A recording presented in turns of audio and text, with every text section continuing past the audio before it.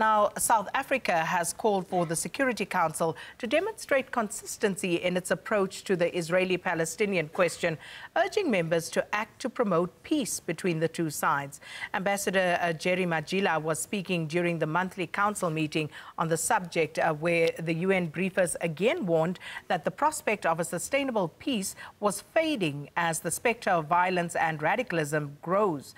In his briefing, the Special Coordinator for Middle East Peace informed the Council that unilateral measures, continuing violence and financial pressures was extracting a heavy toll on Palestinian society and undermining the foundations of peace.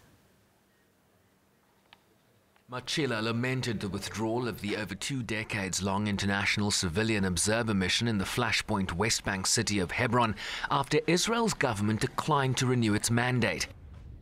He also called the council out for its inconsistency over the long-standing conflict, particularly in enforcing its 2016 resolution that Israeli settlements constitute a flagrant violation of international law. We wish to reiterate our call for the submissions of timely written reports by the UN Secretary General to the Security Council on its implementation of Resolution 2234. Every 3 months in order for progress to be adequately monitored.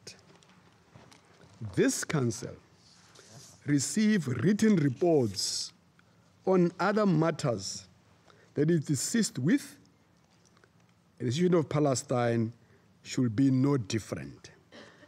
We must not allow the decisions made by the council to be undermined and blatantly violated in some cases.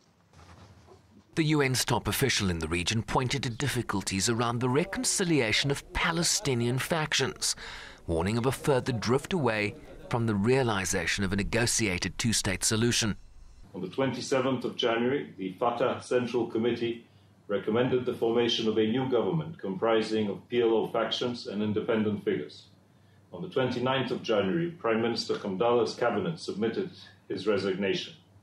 Consultations on the way forward continue, including on holding long overdue legislative elections. Hamas and other factions have called instead for the formation of a government of national unity with a task of organizing legislative, presidential and Palestinian National Council elections. Elections conducted in line with Palestinian laws and with the established international democratic standards throughout the occupied Palestinian territory may now be the only way out of the current internal political impasse.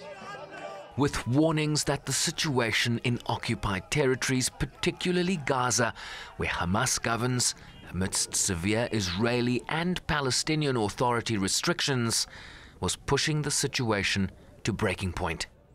Overall, the humanitarian situation in the occupied Palestinian territory, particularly in the Gaza Strip, deteriorated in 2018.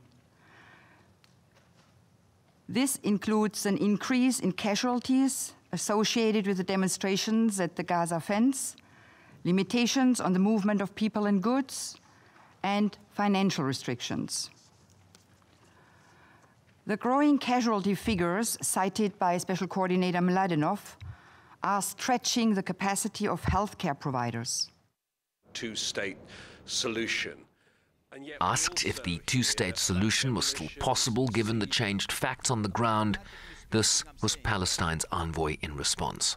Facts on the ground are changed, but yet that solution, there is global consensus on it, and it is to our advantage to keep holding into it while we are fighting for changing the facts on the ground. South Africa reiterated its position in support of a two-state solution based on the pre-1967 borders. Sherwin Brycepease, SABC News, New York.